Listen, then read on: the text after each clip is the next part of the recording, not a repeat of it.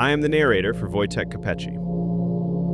Since he is not fluent in English, I will be your guide through this fascinating structure from an electrical engineering perspective. One might wonder, how did the builders of that era already understand the principles of electromagnetic shielding? We are visiting the Saqqara necropolis. For 3,000 years, this site served as a burial ground. Today, this cemetery is an archaeological hotspot. It features the world's oldest pyramids, monumental mastabas, deep shaft tombs, and subterranean labyrinths. I am dedicating a separate film to the entire complex. This video is the 6th part of that series. The subject of this film is the most famous structure here, the Step Pyramid of Djoser. The architect Imhotep built it by order of the king around 2700 BC. He was a high-ranking priest of the Eye of Horus mystery school. As the first architect in history to use stone blocks for construction, he is also regarded as the first philosopher in human history. Furthermore, he was an astronomer, chemist, and physician.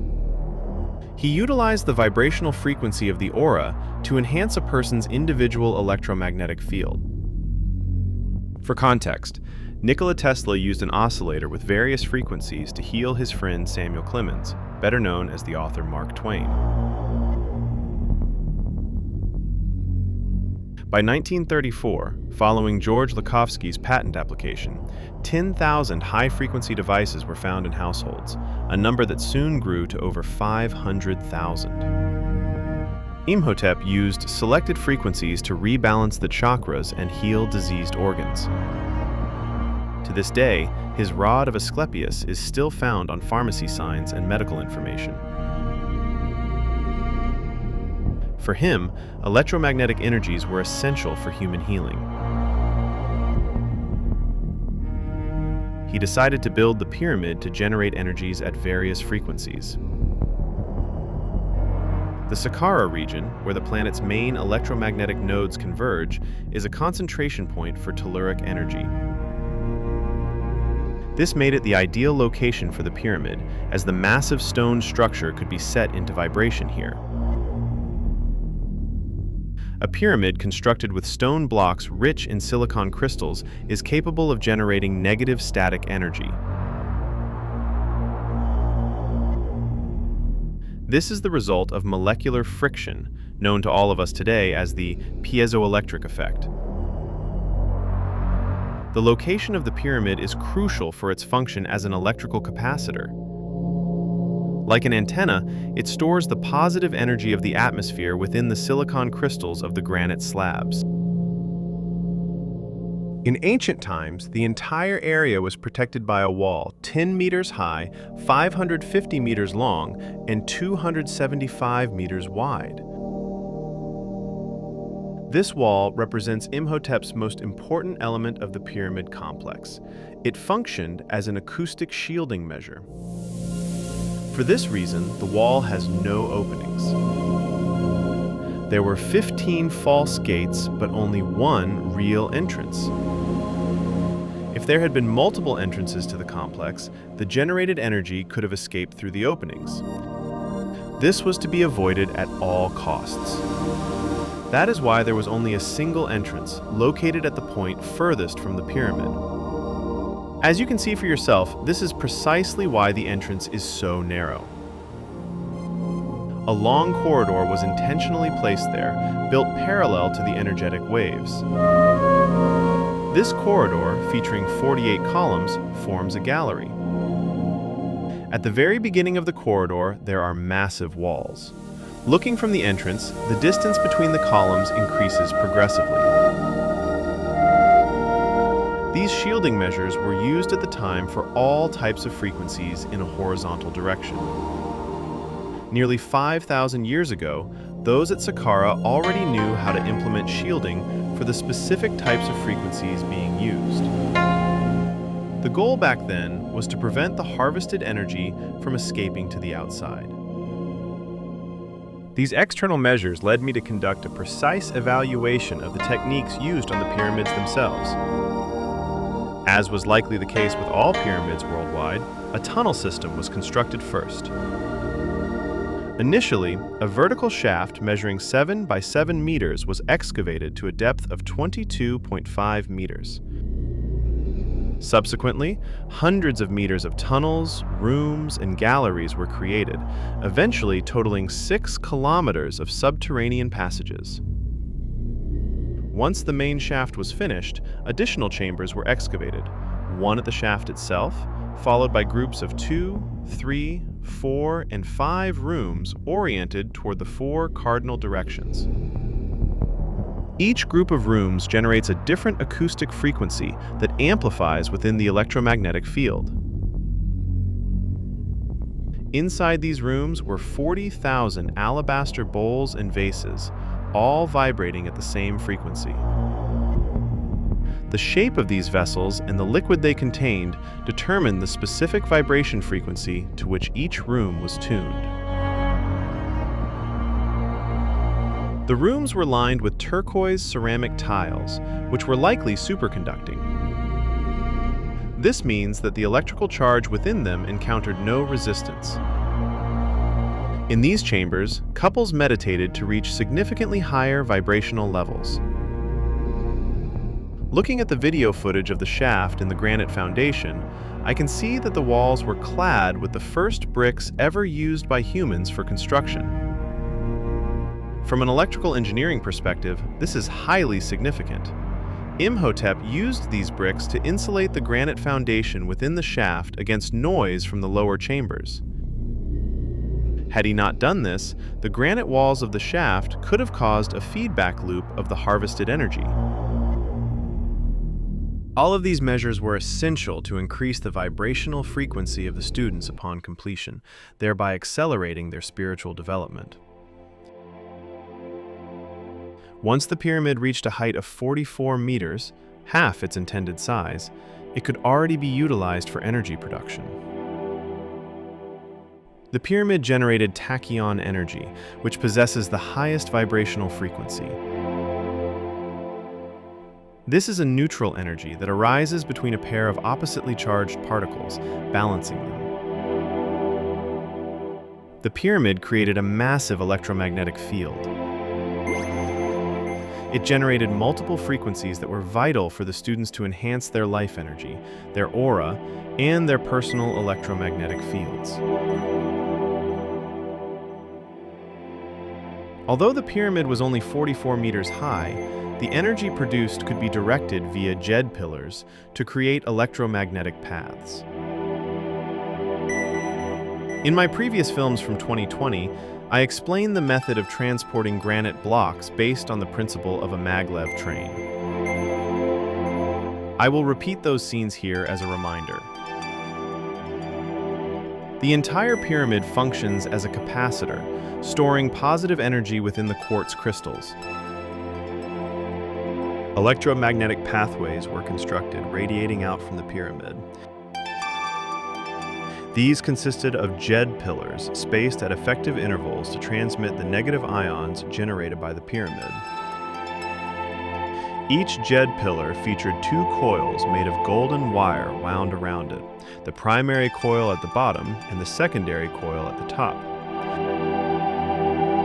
The jed pillars were grounded in the earth using a salt mixture. A priest with a higher state of consciousness was able to reverse the direction of the ion flow. These paths were installed between construction sites, such as the pyramid and the quarries. A large block of diorite, rich in quartz crystals, was placed before the final jed pillar.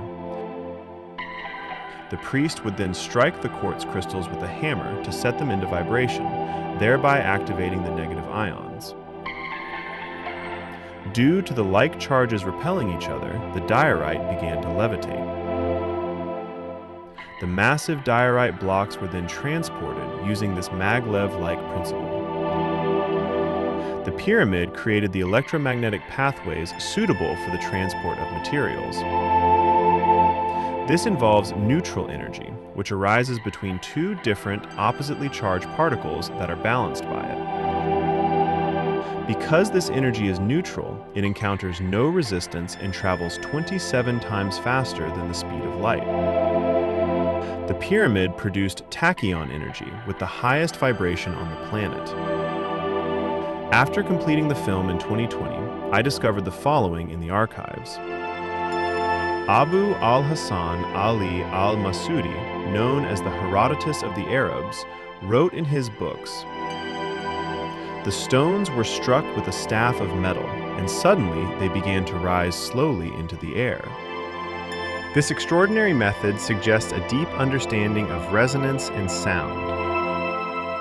It is said that the rhythmic strike of the metal rod created a frequency that defied gravity, allowing massive stones to be moved with ease, a secret of the ancients that remains a mystery to modern science.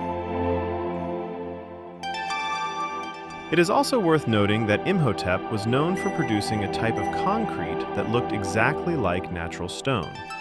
Now, we will see footage from an earlier film. As I mentioned in the first film, not far from the Aswan waterfalls on Sehel Island lies the Great Famine Stela of Imhotep. Its hieroglyphs describe how to compose the mixture for the agglomerate that looks like natural stone. This stone was discovered in 1889 by the Egyptologist Charles Edwin Wilbur, though it was not deciphered until much later. It was most likely written by Imhotep himself, the architect of the first power plant pyramid in Saqqara. In columns 11 and 12, one can read where to find the essential materials for producing the concrete that looks like natural stone and possesses the same level of hardness. Columns 15 through 17 specify which minerals, such as quartz crystals, the agglomerate must contain to be capable of generating electric current at a specific frequency. Furthermore, columns 18 through 20 mention the actual application of this concrete. This brings us to the most significant discovery regarding the construction of the Great Pyramid. The vibrations of the planet cause the silicon crystals within the bricks of the pyramid to vibrate.